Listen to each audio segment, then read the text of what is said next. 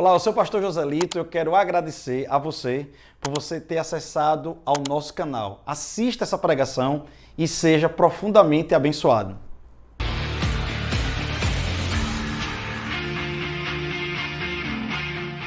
E eu queria que vocês abrissem João capítulo 4, versículo 1, por gentileza. João capítulo 4, versículo 1. Aleluia. Glória a Deus. Quando, pois, o Senhor veio a saber que os fariseus tinham ouvido dizer que ele, Jesus, fazia e batizava mais discípulos que João, se bem que Jesus mesmo não batizava, e sim os seus discípulos, deixou a Judeia, retirando-se outra vez para a Galiléia. E era-lhe necessário atravessar a província de Samaria.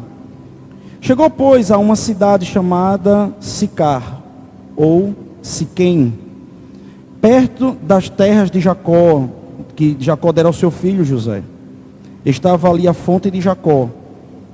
Cansado da viagem, assentara-se Jesus junto à fonte por volta da hora sexta. Nisto veio uma mulher samaritana tirar água. Disse-lhe Jesus: dai-me de beber. Pois seus discípulos tinham ido à cidade para comprar alimentos. Então ele disse à mulher samaritana: Então lhe disse à mulher samaritana: como sendo tu, judeu, pedes de beber a mim, que sou mulher samaritana?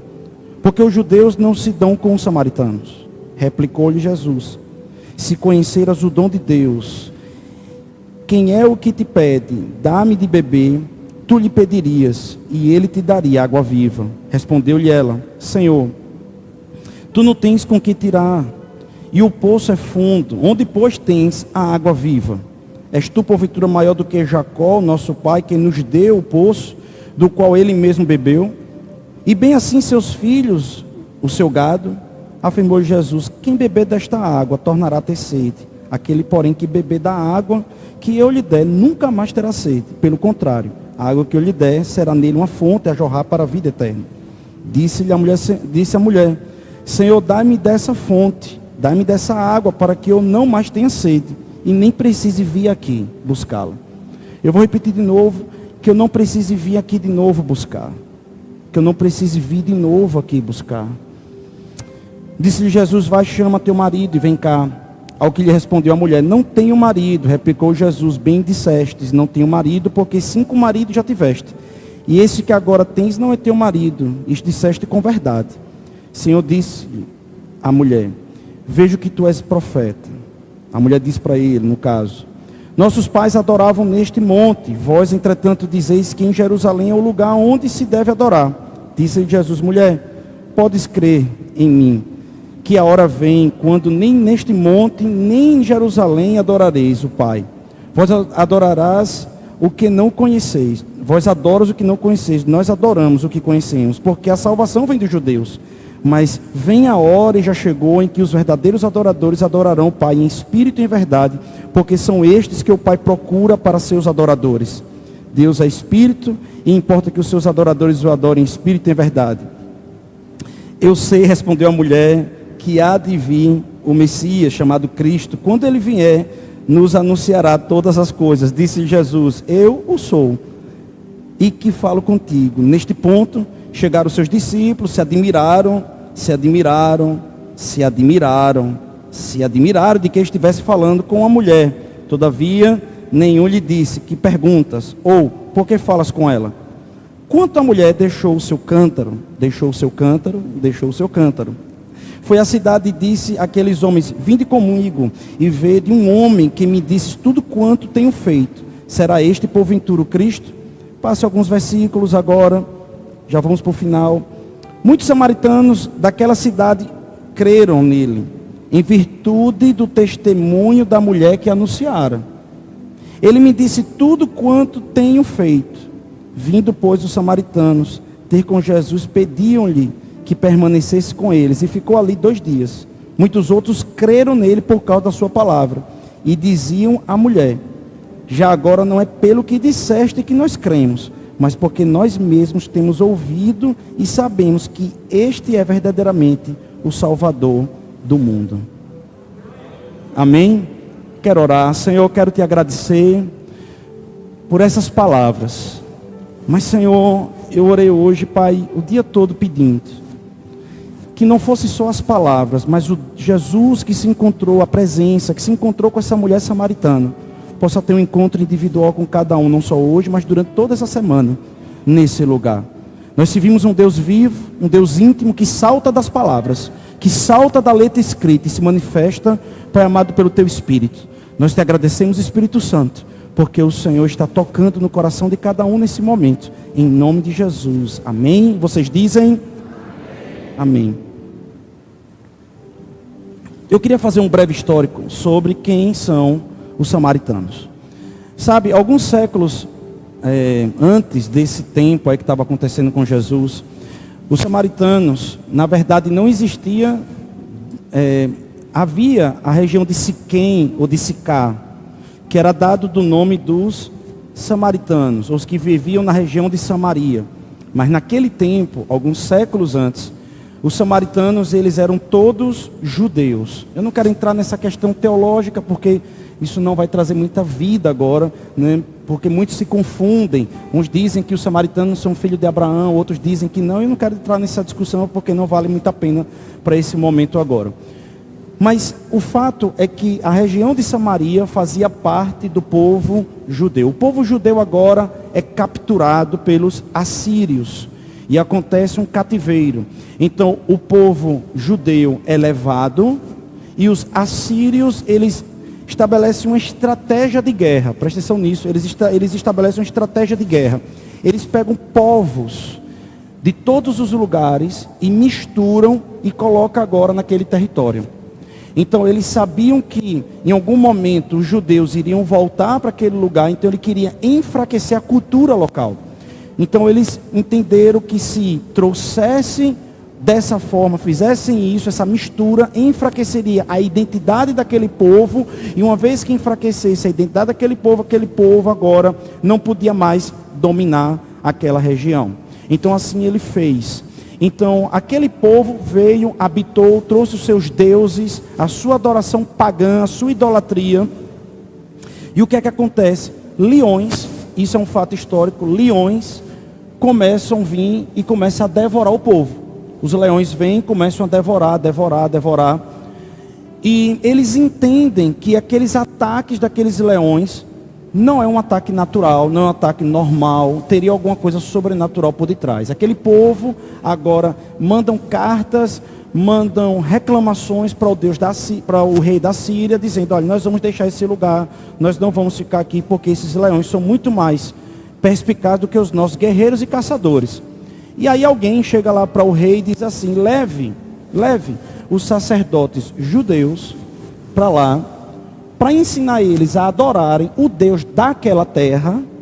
E eu tenho certeza que quando o Deus daquela terra chegar naquele lugar e eles adorarem o Deus daquela terra, isso vai acabar. Assim o fizeram, assim aconteceu, e começaram a adorar ao Deus daquela terra, ao Jeová, né? Naquele momento era a expressão que se tinha. Então naquele momento eles começam a adorar o Deus ali. E ali de fato cessa, os leões param de comer as pessoas. E o que é que acontece? Eles absorvem, presta atenção nisso, eles absorvem o Deus dos judeus, mais todos os seus deuses. E ali eles criam uma coisa chamada sincretismo religioso.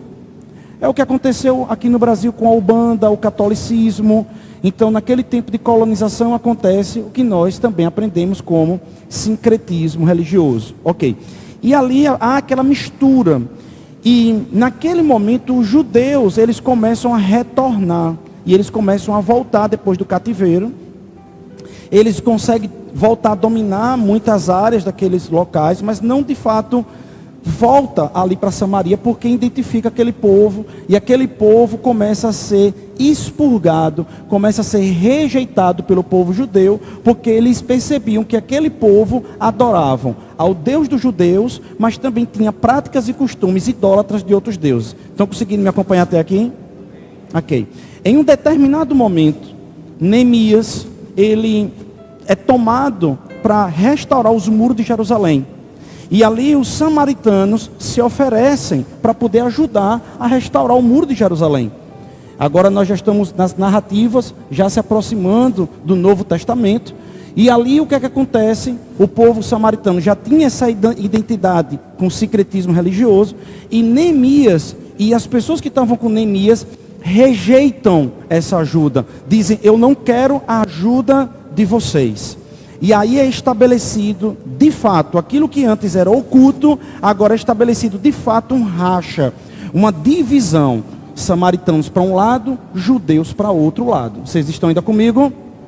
Ok, agora nós chegamos poucos anos antes do nascimento de Jesus. A briga dos judeus e samaritanos, intensa, algo muito intenso, de picuinha, de maldição para cá, maldição para lá, né? Vocês não são de Deus, eu sou de Deus, você não é de Deus, essa briga toda que o pessoal fica, e nós vamos tocar daqui a pouco sobre isso também. E aí o que é que acontece? Na época da Páscoa, as portas de Jerusalém muitas vezes ficavam abertas durante a noite. Durante todo o ano não, eles fechavam para proteger Jerusalém. Mas as portas de Jerusalém eram fechadas. Mas na época da Páscoa, como tinha muita gente chegando de madrugada, de noite, durante a manhã, eles deixavam abertas as portas de Jerusalém. Alguns samaritanos pegam pedaços de cadáveres, isso antes do nascimento de Jesus, pouco tempo antes ali do nascimento de Jesus. Então, pegam pedaços de cadáveres e começam a espalhar na frente do templo. Imagine isso, essa ofensa, né? Então eles passam ali a ofensa. Alguns outros escritores dizem que inclusive eles também passaram fezes de animais também. Então foi uma ofensa, e aí a briga acirra mais, vocês já imaginam, uma briga desse tipo, um amaldiçoa uma coisa santa de um, amaldiçoa a coisa santa de outro, pronto, está agora selado. E a Bíblia está dizendo aí que Jesus precisava passar pela região de Samaria. Entretanto, os judeus não passavam por dentro de Samaria. É tanto que quando um judeu precisava topar na região de Samaria, eles logo limpavam para não levar com eles um grão, né, de pó, de areia com eles ali. Imagina a onda. Só que o que é que eles faziam? Ou eles iam pelo mar, ou eles iam beirando a Galileia. Jordão. Eles iam beirando o Jordão, para não passar por dentro. Jesus chega para os 12 e diz o seguinte: a gente vai passar por dentro. Não, vocês não estão entendendo isso não. Vamos lá, de novo. Jesus, fica comigo. Jesus, ele diz assim: pois a gente vai passar por dentro. Eu só imagino, perante Jesus, eu só imagino a cara dos 12. Eu só imagino Pedro. Eu imagino Pedro entrando na região de Samaria. Eu acho que ele entrava, botava cada pé, se limpava. Eu imagino a cara dos 12, tudo fechado. Isso é um absurdo. Isso é um absurdo. Ele está entrando aqui na Samaria. Isso é um absurdo. Você já viu o povo religioso como é? Quando tem alguma coisa que fica estranho para quem é religioso demais, aí começa, né? Essa igreja toda pintada de preto. Não, graças a Deus, amém. Ok, aleluia, aleluia. Essa igreja com muito barulho. Vocês estão aqui, amém, amado? Oh, aleluia. Será que isso é de Deus mesmo? Né? Vocês estão aqui? Então eu estou apresentando a vocês Jesus. Eu quero apresentar a vocês Jesus, tá bom? E Jesus disse: não, a gente vai passar aqui por dentro mesmo. Vamos passar por dentro. Não tenho preconceito nenhum, não tenho nenhum problema, vamos entrar aqui, porque, não sei, o Espírito Santo está me levando. Por quê? Porque o Espírito Santo sempre vai conduzir o homem e a mulher de Deus a ter encontros. Jesus estava sendo conduzido pelo Espírito Santo para ter um encontro com aquela mulher. E vai sendo revelado. Ele já tem intimidade com o Espírito Santo. E aí ele sabia, alguma coisa vai acontecer. E ele entra na região de Samaria. Ok. E o que é que acontece? Ok. Jesus, ele chega em um momento que a Bíblia vai dizer ali, que o horário que ele está ali, só para localizar vocês o horário, tem algumas colas aqui que eu quero ler para vocês. Aquele horário dali era o horário de meio-dia. Aquele horário de meio-dia, naquele exato lugar do Poço de Jacó, naquela época do ano, tinha mais ou menos 45 a 50 graus Celsius. E isso já denuncia alguma coisa. Vocês imaginem isso, um dia eu peguei 42 graus, eu passei mal, eu passei muito mal. Eu tive vertigem, não tive vontade de comer nada, eu passava muito mal. Mas eu não imagino que seja 45 a 50 graus Celsius. E aquela mulher pegava um cântaro, enchia de água, tu imagina isso, ela enchia de água, debaixo de um calor desse, enchia e depois levava para casa. Alguns especialistas dizem que do poço à casa dela era 1 hora de caminhada. Vocês estão comigo? Pastor, isso é importante? É muito importante, porque daqui a pouco a gente vai conversar sobre isso. Então aquela mulher está se preparando. Hoje eu vou tirar água do poço. Então eu vou lá. Então 11 horas ela está se preparando. Imagina isso. Para ir lá para o poço, para tirar aquela água. Meio-dia, num sol escaldante. E por que naquele horário?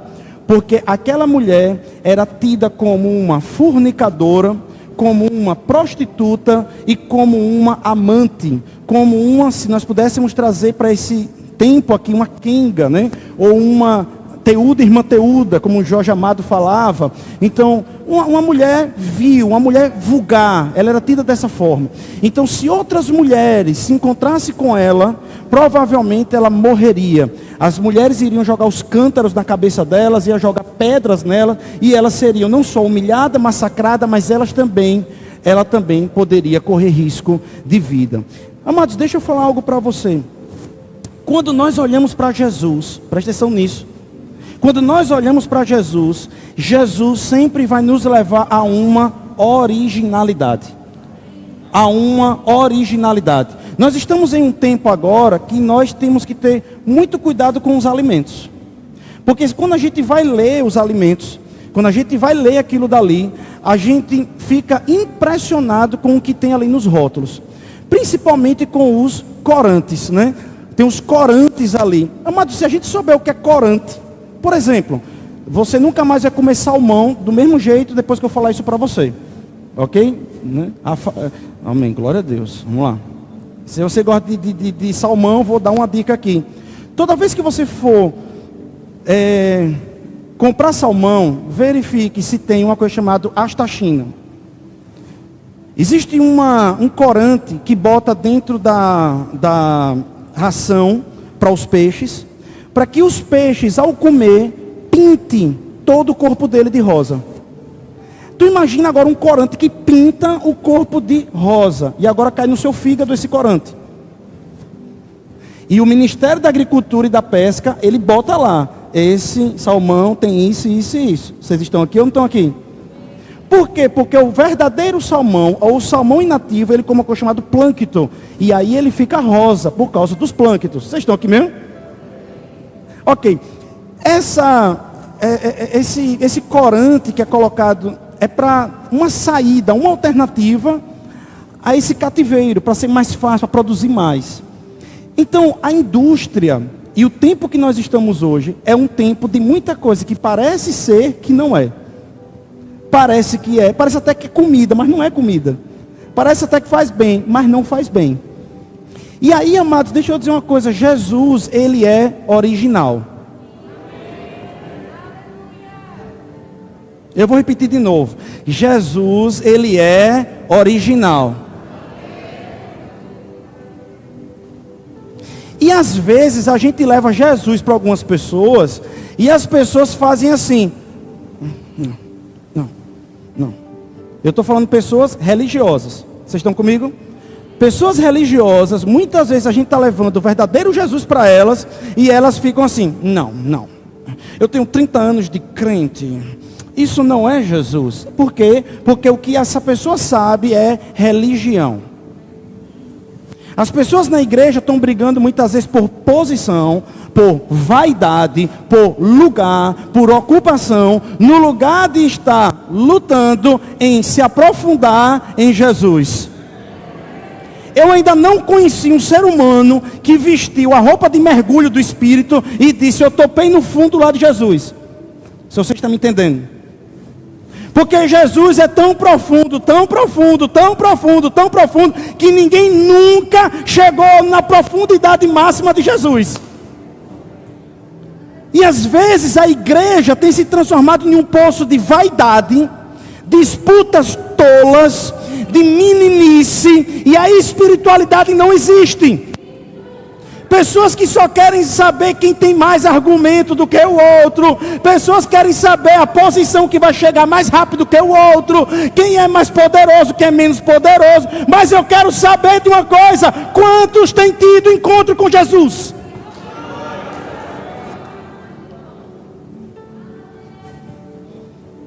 Se eu chamar um homem de Deus hoje para orar comigo, ele passa 2 horas orando, 3 horas orando, 4 horas, 5 horas orando. Eles conseguem passar 5 meses jejuando, tendo encontros diários com Jesus. Eu tenho percebido umas pessoas que às vezes chegam na nossa igreja e dizem assim: pastor, eu tenho um chamado XYZ, eu tenho um chamado ABCDFGH. Eu digo: não tem problema, vamos, entra na fogueira. E quando começa a correr a corrida espiritual, não, é porque começar-vos a entendermos, não aguenta oração, não aguenta jejum, não aguenta a presença do Espírito Santo. Tudo que sabe são ritos, tudo que sabe são coisas ensinadas dentro de uma cartilha, não sabe mover o reino espiritual. Vocês estão aqui mesmo ou não? Alô? Onde eu estava numa igreja com minha esposa, e o menino da percussão, namorando a filha da pastora da igreja. O pastor Francajinho estava lá também comigo nessa época. Foi comigo lá.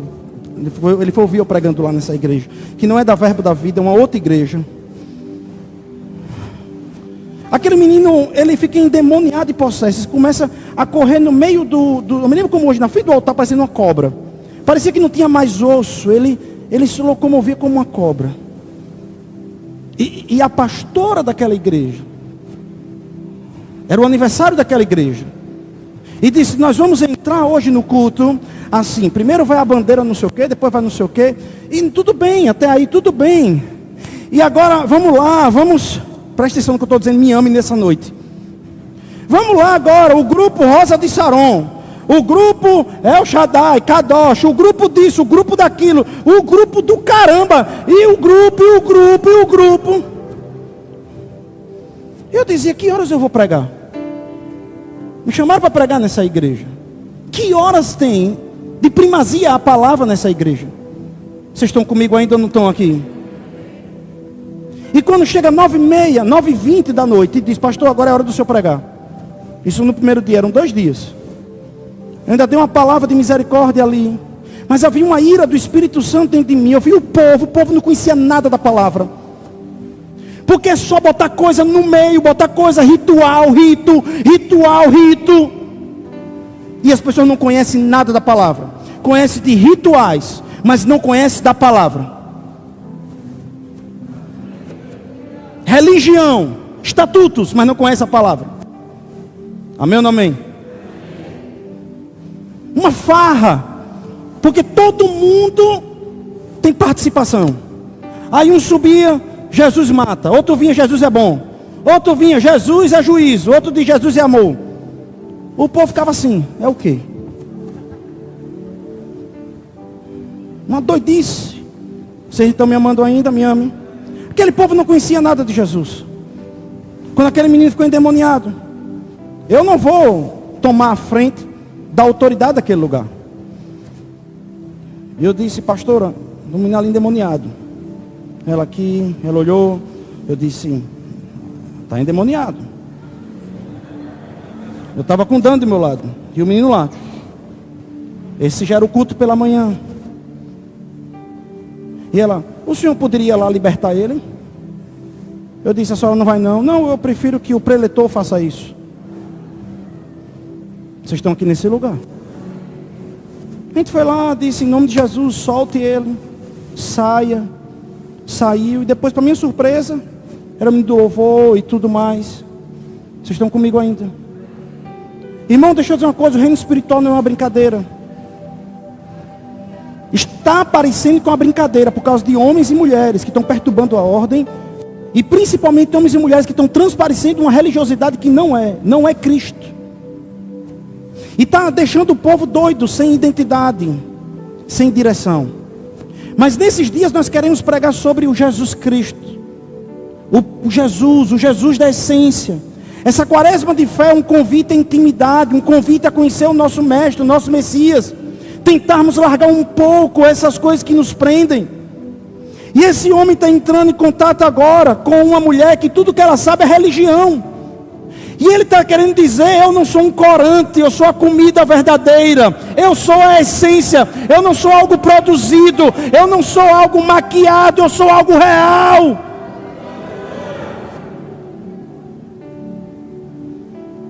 Onde a religião para, Jesus avança. Onde a religião para, Jesus avança. Sabe, aqueles homens, a Bíblia diz que os 12 ficaram: rapaz, ele está falando com essa mulher samaritana. Como é que ele está falando com essa mulher samaritana? Como é que ele está falando com ela? Mas ele já sabia que se falasse alguma coisa, tomava uma de Jesus. Você nunca vai ver Jesus batendo ou corrigindo pessoas ignorantes. Ele sempre vai corrigir religiosos. Você vai ver ele chamando de hipócrita religiosos. Ele vai estar sempre corrigindo pesado religiosos. Ignorantes não, pecadores não. Sabe, alguns pregadores, eu fico me perguntando se Jesus viesse hoje, ele pregaria nas igrejas que hoje pregam sobre ele? Mas vamos lá. Sabe, Jesus tinha encontros inusitados que chocavam as pessoas, com prostitutas, com pecadores, com homens e mulheres. Encontros. Ele não ia para lá para se contaminar. É isso que também outros querem distorcer. Ah, pastor, mas Jesus não ia para tudo que é canto. Mas Jesus não ia para se corromper. Jesus ia para salgar. Então não confunda. Mas Jesus ia. Jesus não tinha problema nenhum. Vocês estão comigo ainda? Sabe, uma outra religião, eu não vou citar aqui no altar, uma outra religião, na verdade duas outras religiões, nem denominação, religiões, me convidaram para pregar. Eu disse: irmão, eu não posso ir, infelizmente, queria muito ir aí pregar. Por quê? Porque se eu for aí, as pessoas não vão entender nesse momento, porque elas não têm maturidade. Mas como eu queria ir naquele vespeiro pregar o evangelho. Vocês estão aqui ainda? Como eu queria ir ali dentro e pregar o evangelho. Quantos vesperos eu entro, quantos lugares eu entro e eu vejo a glória de Deus se manifestando em lugares que ninguém poderia achar que poderia acontecer. Vocês estão aqui nesse lugar ainda ou não? Aleluia. Amém. Sabe, Jesus, ele vai ensinar uma coisa no seu evangelho: humildade e humanidade. Humildade e humanidade. Jesus, ele é totalmente nesse momento, por assim dizer, compadecido pela humanidade. Ele entende, ele agora está na forma corpórea, ele agora entende as limitações, ele compreende as dificuldades e ele começa a ter reciprocidade com o homem. Ele começa a perceber as dificuldades da alma e ele começa a buscar se tornar cada vez mais entendível, por assim dizer, cada vez mais criando pontes que as pessoas entendessem a sua mensagem e não ficando em um patamar em que venham até mim para poder me entender. Não, ele ia até as pessoas, ele estava buscando, e o Espírito Santo levava ele a buscar e ter esses encontros. Vocês estão aqui ainda ou não? Amém. Sabe, amados, um dia desse eu estava aqui e nós tivemos um ataque de grilo na nossa igreja. É sério, nós fizemos podcast uma vez, o grilo estava lá, will. Aí eu disse: ah, grilo satânico, me ame, amém? E eu estava aqui na frente, e de vez em quando eu vi um grilo passando por aqui. Provavelmente você deve ter visto algum grilo passando por aqui. E esse grilo passando por aqui, e eu disse: rapaz, esse grilo é mais crente que muito crente, está vindo para todos os cultos. E ele gosta de ficar na frente do altar. Esse grilo é extraordinário, ele é muito crente, né? Vocês estão aqui? Pode parecer loucura, mas na hora do louvor eu vi até ele pulando. Eu disse: meu Deus. Ele falou: provavelmente você já deve ter visto esse grilo aqui na frente. Eu já estava quase dando um nome para ele, né? Vocês estão aqui? E o Espírito Santo falou para mim: ele é um grilo.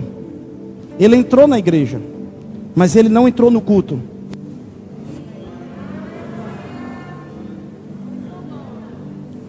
Amém. Ele é um grilo. Ele entrou na igreja, mas ele não entrou no culto. O grande lance não é o quanto você tem entrado na igreja, mas é o quanto você tem entrado no culto. Sabe, amados, eu já vi pessoas dizendo bem assim: meu cachorro ele adora, ele é crente. Algumas pessoas já me mandaram até, sabe, uns papagaios cantando, louvando, adorando ao Senhor. Mas deixa eu dizer uma coisa para você, e me ame no que eu estou dizendo. Aquele cachorro e aquele papagaio não estão adorando ao Senhor. Porque para adorar e louvar tem que ter entendimento.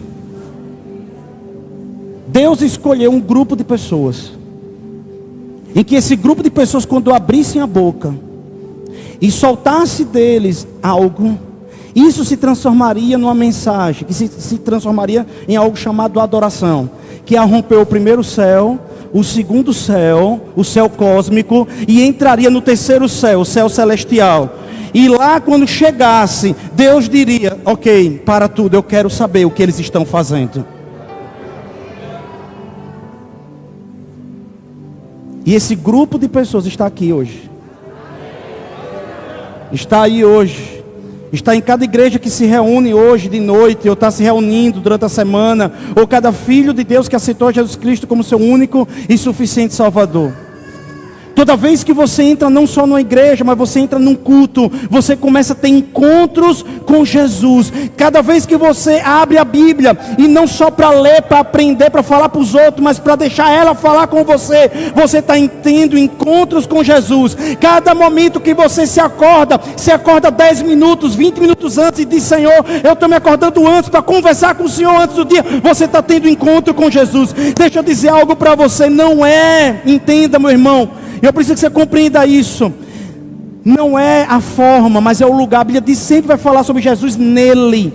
Jesus é um lugar nele. É um lugar que você vai, é uma pessoa, mas é um lugar. Você está nele. Quando você está nele, cada vez mais você parece com aquele lugar, com aquela pessoa. Amém. Ok.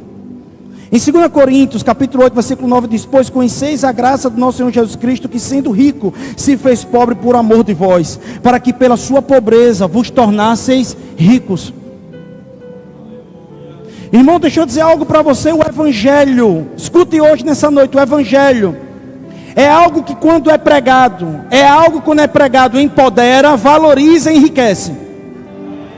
Eu vou falar de novo: o Evangelho empodera, valoriza e enriquece. Uma dessas três coisas tem que estar acontecendo. A Bíblia diz em Lucas: eis que o Senhor me ungiu para apregoar as boas novas, dar vista aos cegos, dar boas novas aos pobres e apregoar o ano aceitável do Senhor. Deixa eu dizer uma coisa: o Evangelho liberta, o Evangelho transforma. Ele não traz peso, ele não traz jugo, ele não aprisiona, ele não rouba, não, ele te eleva, ele te valoriza.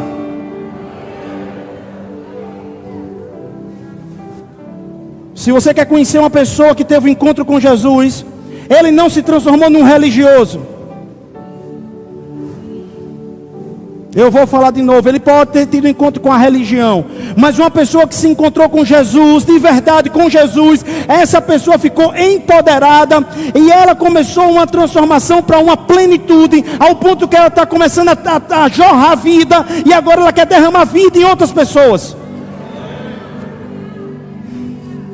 Amados, quando eu tive um encontro com Jesus, e até hoje, 21 anos, eu saí daquele lugar com Jesus dizendo: todos os meus amigos precisam aprender isso. Quando você tem um encontro com Jesus, você não consegue reter para você, ficar para você, guardar para você. Vocês estão ainda comigo?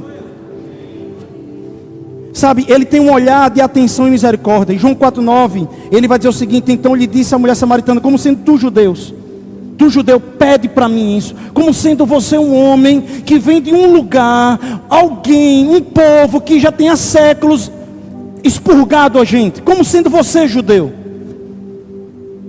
Jesus estava querendo dizer: a religião não me prende.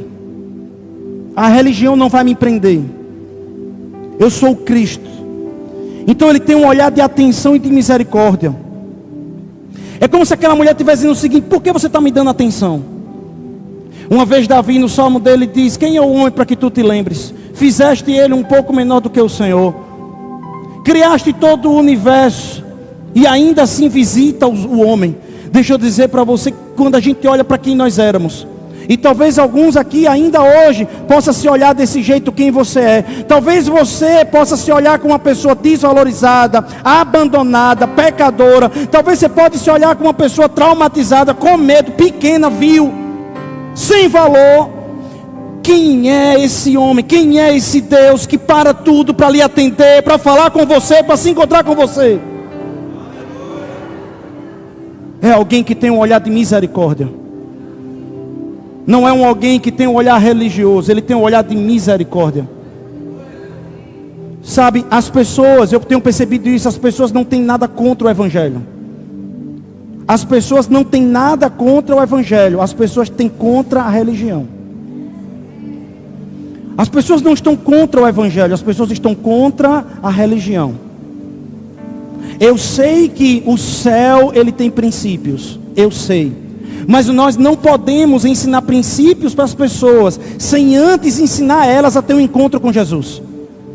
Sabe, eu acredito literalmente que quem tem que dizer para você a roupa que você tem que vestir é o Espírito Santo. Você tem que entender que você é o templo do Espírito Santo. Você tem que olhar no espelho e dizer: Espírito Santo, eu estou comunicando o que eu tenho. Eu creio que é o Espírito Santo que tem que dizer o tamanho da sua língua. Se sua língua está muito grande, está pequena, é Ele que tem que falar. Não é a religião que tem que dizer. Eu acredito, querido, que você tem o Espírito Santo dentro de você. Então Ele pode começar a tratar você e lhe conduzir para um caminho de vida. Vocês estão nesse lugar?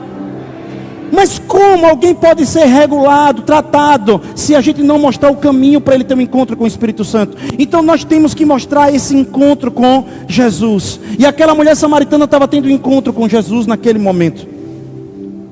Aleluia.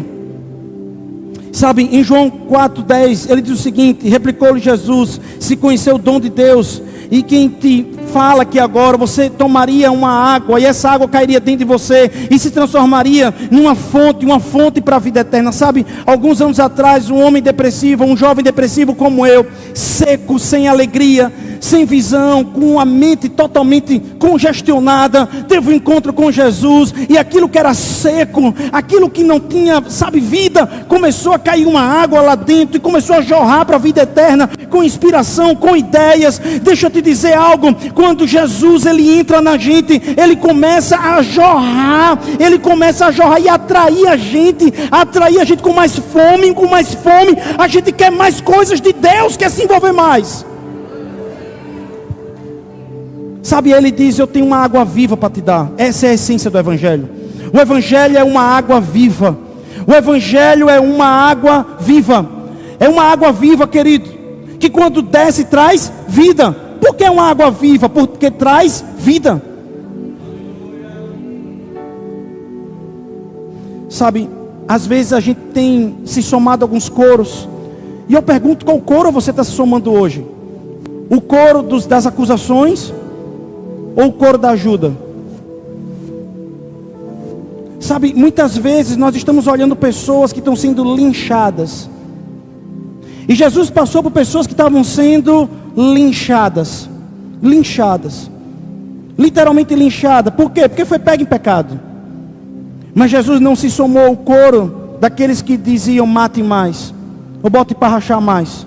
Jesus fazia parte do coro para dizer: eu vou ter um encontro com essa pessoa e vou transformar ela. Uma coisa que eu aprendi na minha vida, presta atenção no que eu estou dizendo.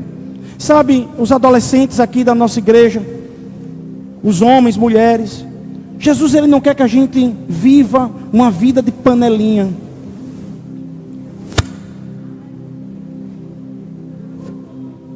Se com o meu entendimento que eu tenho hoje, eu pudesse ter esse mesmo entendimento quando eu era um adolescente, eu procuraria na sala de aula aqueles alunos mais rejeitados para se tornar amigo deles. Vocês estão aqui ou não? Aquelas pessoas são o foco de Jesus. Aí eu lhe faço uma pergunta, uma segunda pergunta, presta atenção nisso. Quem precisa mais de Jesus? Os empresários de Mônaco ou os esfomeados da Etiópia? Que precisa mais de Jesus? O rico de Mônaco ou o pobre da Etiópia? Eu diria os dois. Porque Jesus pregou para o pobre e para o rico. A mesma coisa, você precisa de vida. Você precisa de vida. Você está colocando coisas no lugar. Talvez um está colocando a tristeza, o sofrimento, as decepções, e o outro está colocando bens materiais e coisas parecidas. Mas existe um lugar, um vazio, um buraco, que é do tamanho de Jesus, que só Ele pode saciar e dar uma vida, e dar uma água que vai jorrar para a vida eterna. Aleluia. E aí eu acho interessante que ela diz assim: o senhor pode me dar uma água? Estou quase lá. O senhor pode me dar essa água? Porque a primeira coisa que eu quero fazer é, eu não quero voltar para o poço. Que coisa interessante, talvez coisa que você nunca percebeu. Ela está dizendo assim: eu não quero mais voltar para o poço. Vocês perceberam isso? Que a primeira coisa que ela diz assim: eu não quero voltar para o poço. E quando ela recebe aquela água, qual é a primeira coisa que ela faz? Ela deixa o cântaro. Não, você não entendeu isso. Aleluia. Ela diz: me dê essa água, porque eu não quero mais voltar para esse poço. E quando ela recebe aquela água, ela deixa o cântaro. Um bem tão precioso. O cântaro era algo muito precioso para a mulher samaritana. Era algo que toda mulher tinha, um cântaro.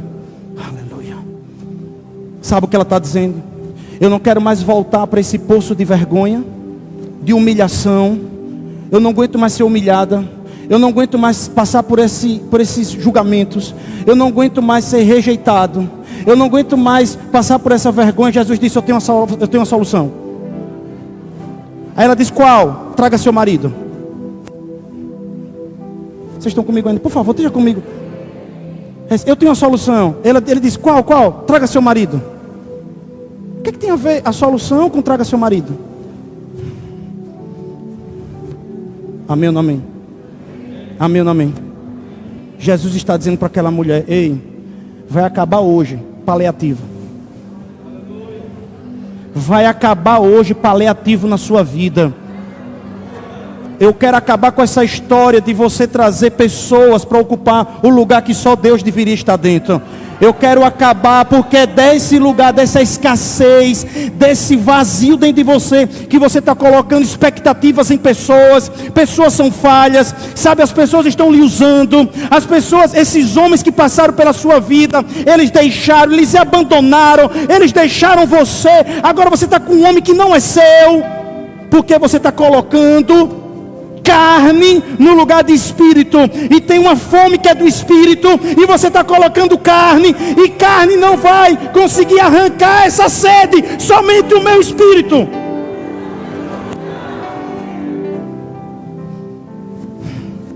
Você não estava entendendo até aqui. Eu sou o médico dos médicos, eu faço o diagnóstico das doenças espirituais. O seu problema não é fome que vai ser suprido por uma necessidade de alguém do seu lado, mas é algo que você precisa dentro de você.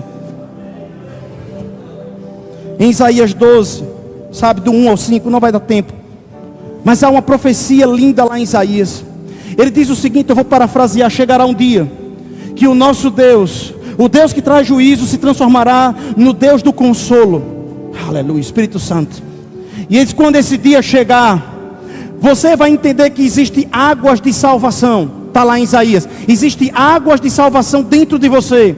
E quanto mais você exultar e jubilar, mais você vai tirar águas de salvação dentro de você. Eu quero lhe dar uma água, moça. Eu quero dar uma água, mulher. Jesus estava dizendo que foi profetizado por Isaías, que quando essa água cair dentro de você, e você estiver no seu quarto se sentindo mal, se sentindo machucado, você pode abrir a sua boca, e naquele momento eu vou começar a tomar você por dentro, e você vai se sentir tão especial, você vai se sentir tão poderosa e tão valorizada, que você não vai mais estar choramingando. Você vai se levantar como um gigante, como uma gigante.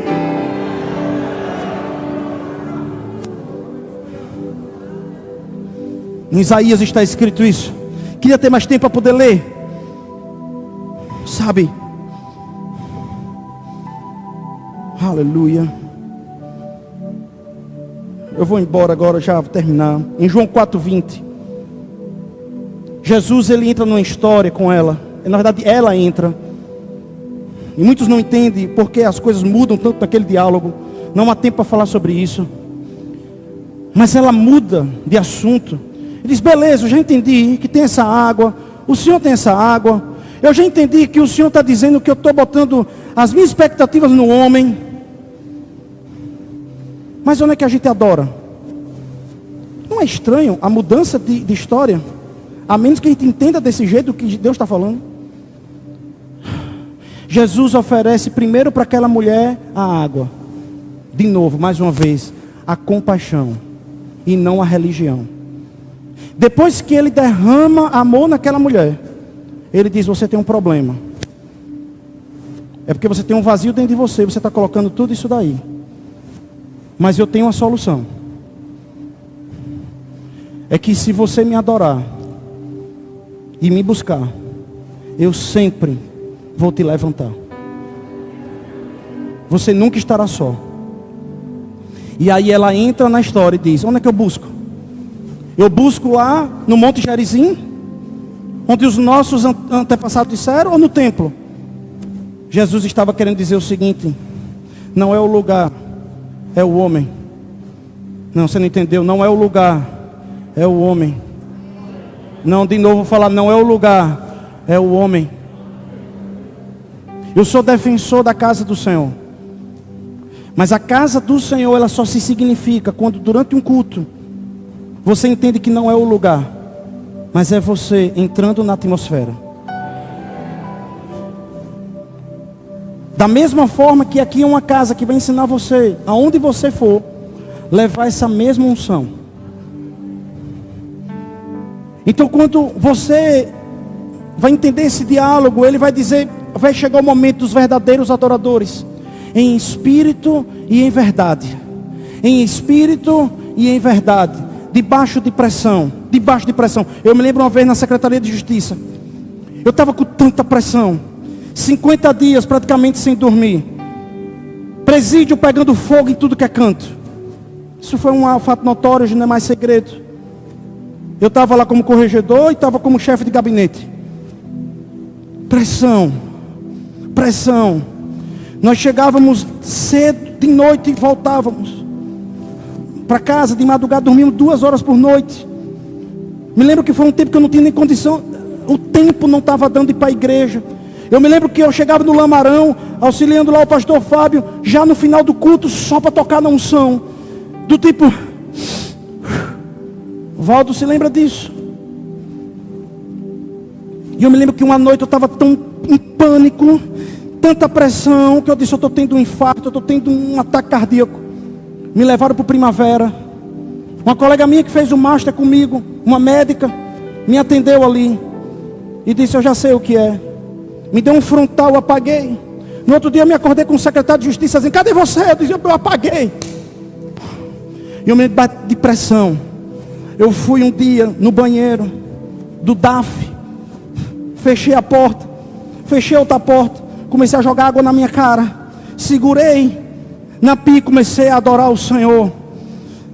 Comecei a adorar o Senhor. E eu me lembro como hoje, como aquela mulher que não se importou, seus cabelos, suas lágrimas enxugou. Senhor Jesus, eu quero é beijar os seus pés. Eu disse: Senhor, eu não quero vaidade, eu não quero poder, tudo isso aqui é trapo de imundície. Eu quero a sua presença, eu preciso do Senhor, eu preciso do Senhor.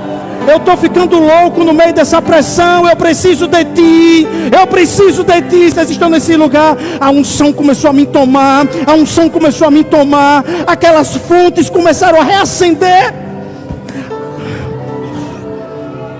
O interessante é que aqui é João capítulo 4.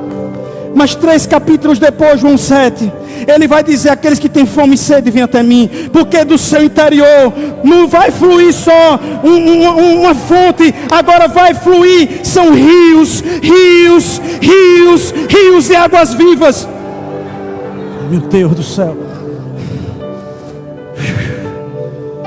O diabo está, venha murmurar, venha murmurar, venha murmurar, venha enlouquecer, venha esfriar. E o Espírito de Deus está dizendo, vem ter encontro comigo. Você sempre vai ter dois caminhos, mas procura o caminho do encontro da mulher samaritana. E Jesus, ele está dizendo, presta atenção, estou finalizando. Jesus está dizendo assim, ei, presta atenção. Vai chegar um tempo de verdadeiros adoradores, que me adorarão em espírito e em verdade. Senhor, eu estou fraco. Pai, é uma verdade, eu arranco a máscara. Eu fico nu na sua presença. E eu estou dizendo para o Senhor agora, eu preciso de Ti. Mas eu te adoro. Eu te adoro com tudo que eu tenho. Talvez com a última força que eu tenho, eu te adoro.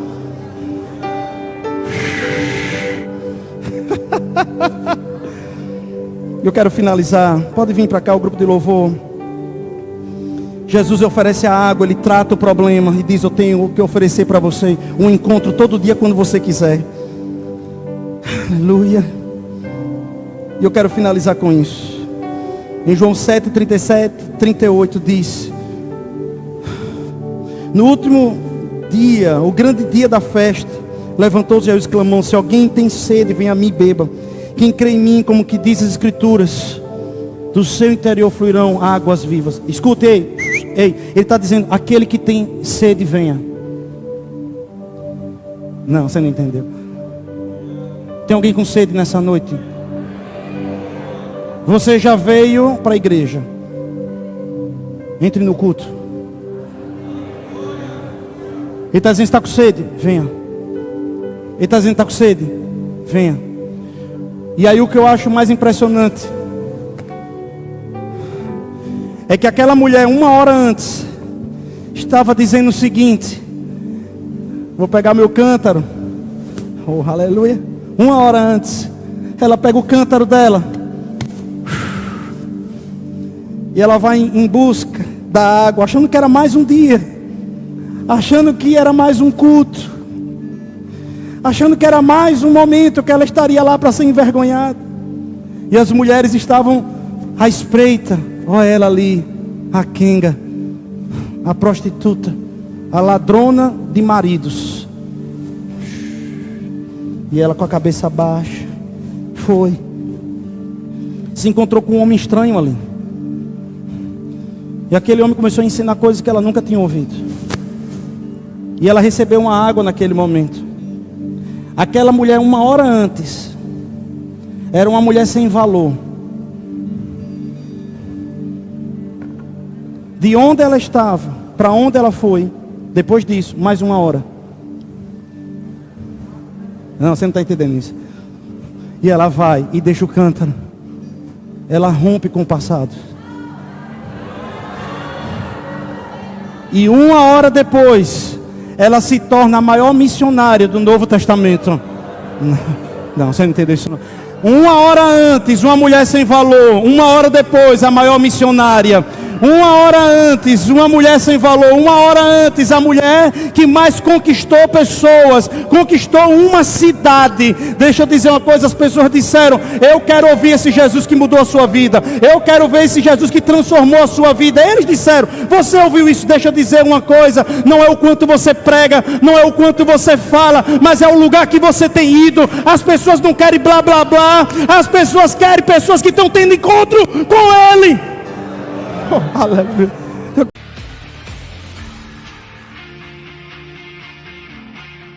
Eu espero que você tenha sido abençoado com essa pregação. Muito obrigado por você ter assistido. E eu lhe peço que você se inscreva no nosso canal. E também nos procure lá no Instagram, Joselito Rezende. Deus te abençoe.